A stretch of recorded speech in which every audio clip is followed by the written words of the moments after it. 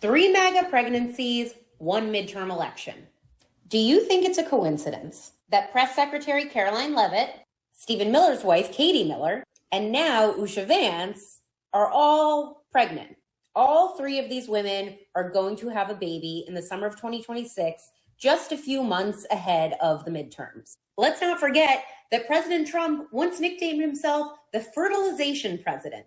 And this time last year, they were looking at everything from $5,000 bonuses for women to have babies to a motherhood medal, an idea popularized in Nazi Germany. So what do you think? Coincidence or baby propaganda? So I know you guys have heard that there have been a lot of baby announcements coming out of the White House lately. We've got J.D. Vance's wife, Second Lady Usha Vance, just announced that they're having their 4th child. Karoline Leavitt announced that she is having a baby. She made that announcement just before Christmas. And apparently Stephen Miller's wife, Katie Miller, is having a baby as well. Now, if you live in the liberal mindset, which is just this delusional bubble where facts don't get in and everything is political, you would think that the only reason that these women would be choosing to have babies and choosing to grow their families is for a political agenda, because everything's political. You won't just do something because it's your priority in life and it's something that brings you joy and something that brings you happiness and something that you naturally want to do. There's no other reason that you would do something other than to push your own political narrative and to force people to think the way that you do. Like, that's literally, liberal women truly believe that this is the only reason that people make any decisions in their lives. And it's truly kind of a sad way to look at things. Anyway, so we have these baby announcements. So we're going to look at what they are, how they came out, and then we're going to look at some of the unhinged responses to this, because it's not normal. You should not be in this headspace ever. But before we get too much further, I'm Outspoken Samantha. I appreciate you so much for being here. Please hit the like button on this video and subscribe to my channel. I appreciate you so much for doing both of those things.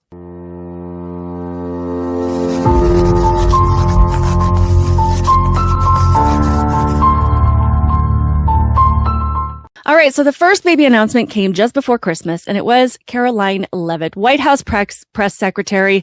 She is just amazing in her role. She knows how to keep the press in line. I mean, it's pretty similar to dealing with toddlers, which she already has, so maybe that's why she's so good at it.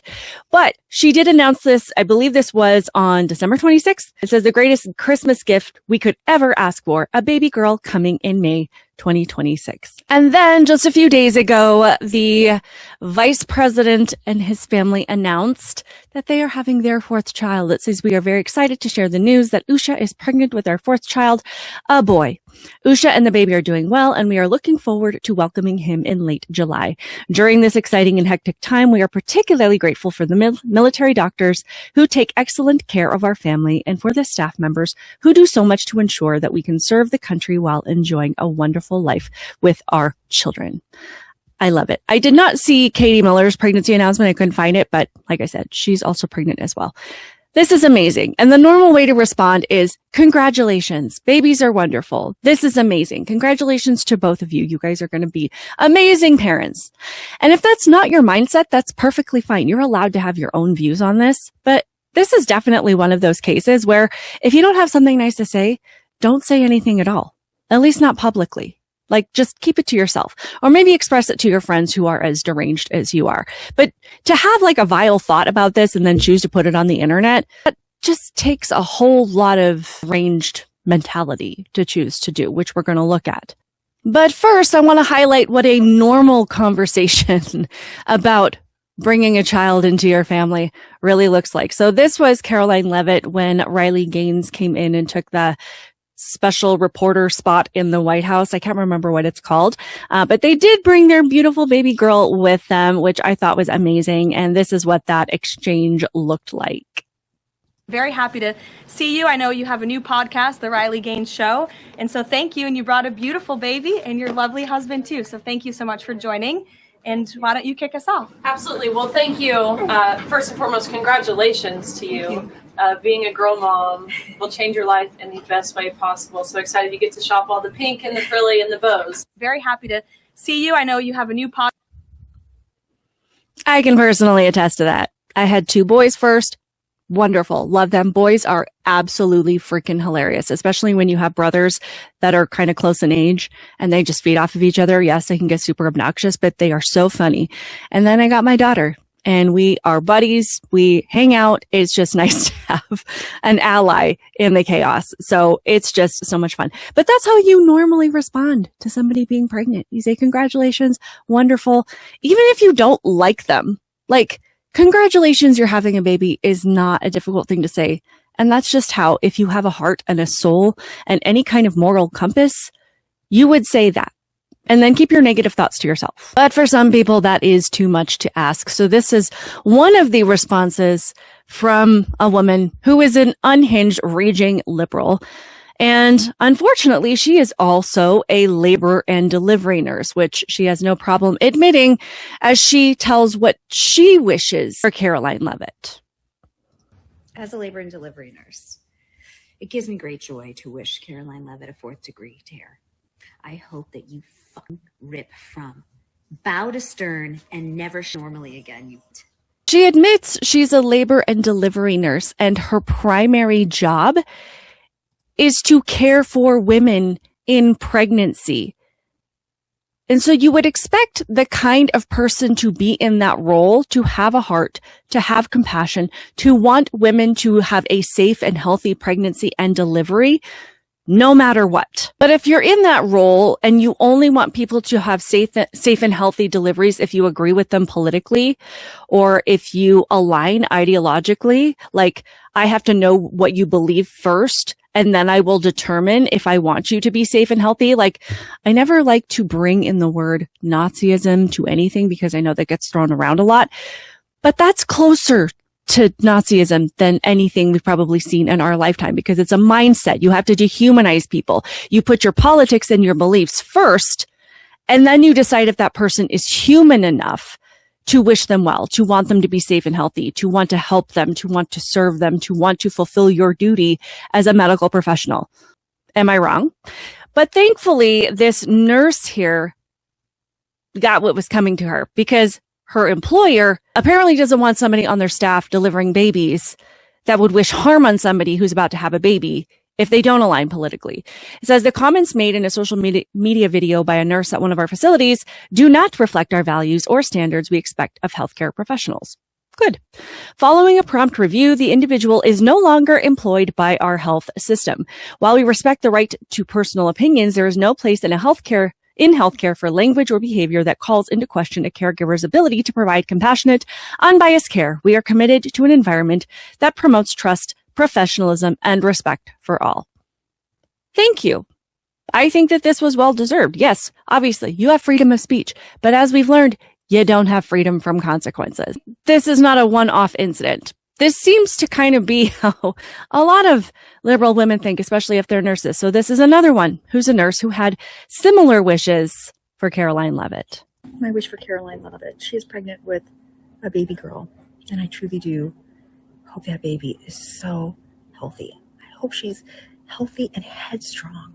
So headstrong, in fact, that as she is emerging into this world through Karoline's geriatric tech garage, that she tears her from bow to stern.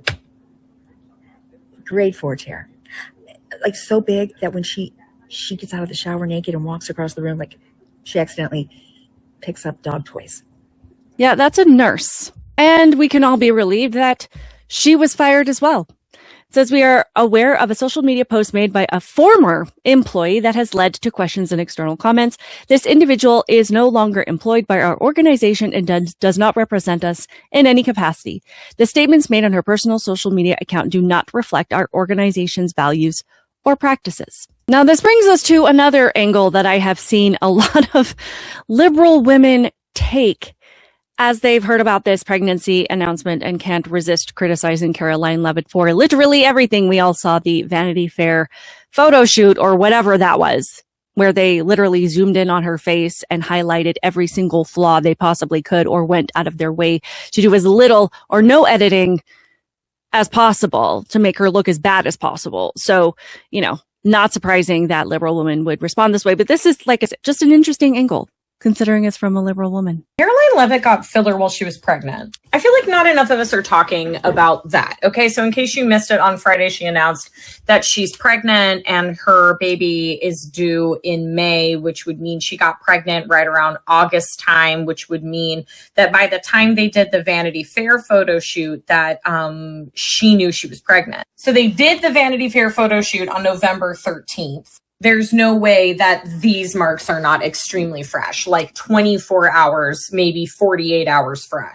Just for anybody who's wondering, no, you are not supposed to get filler when you are pregnant or breastfeeding. You're not supposed to get Botox either.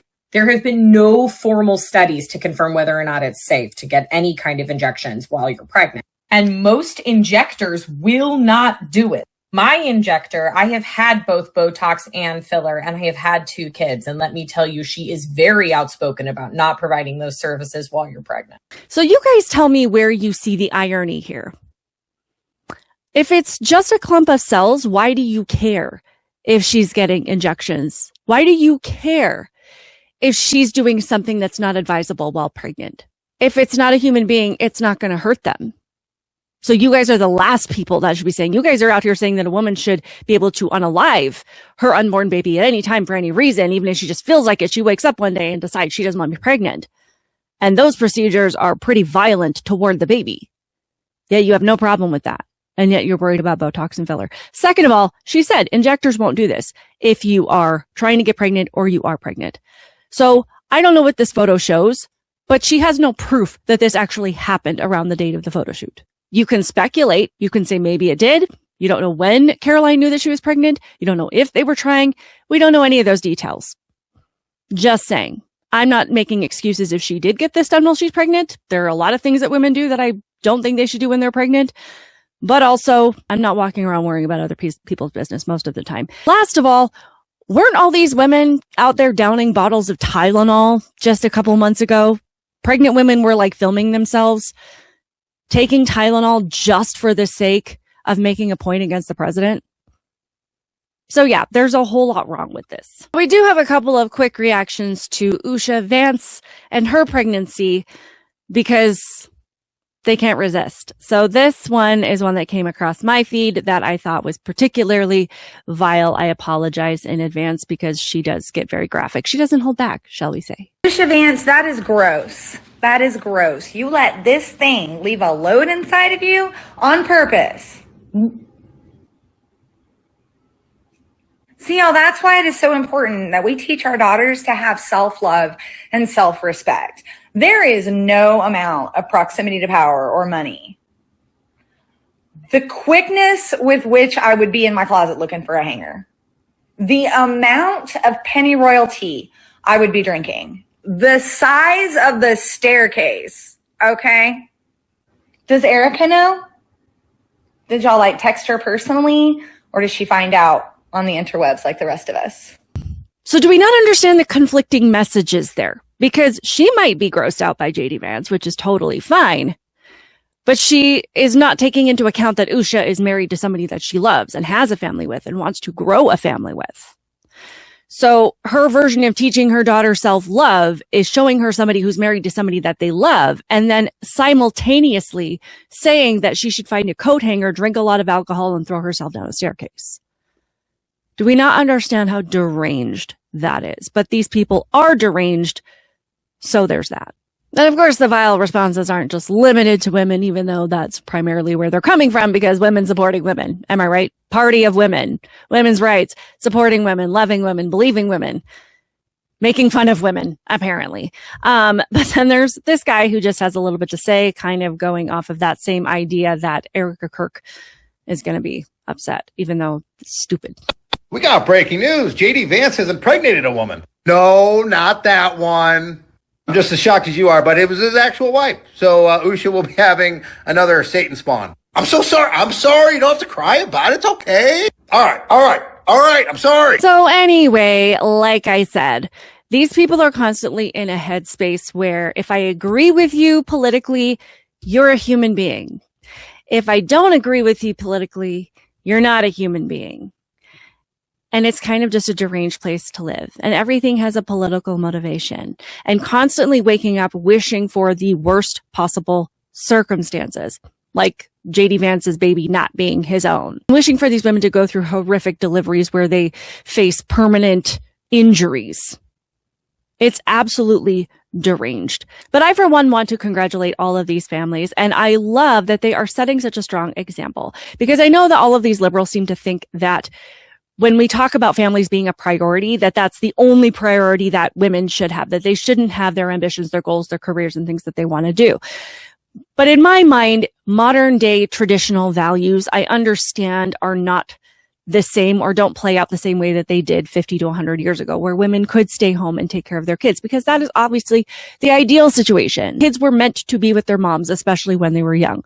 But that's not the society that we live in. So in my mind, even though that is the ideal, I understand we have to make adjustments. So to me, the conservative mind of having a family means prioritizing them, means understanding how valuable children are and respecting them and helping them to grow in a healthy way where they know that their parents are there for them, that they value them, that they listen to them, want the best for them, and that they are just the most important thing in your life, and that we always value human life. We value babies, we value kids and their contribution to society, and try to raise them to be the next generation of strong, independent, patriotic, America-loving leaders. That we have mothers and fathers, husbands and wives who work together to lead strong homes with strong values. That is all I have for you in this one. I would love to hear your guys' thoughts in the comments below. Please, again, be sure to hit the like button on this video and subscribe to my channel.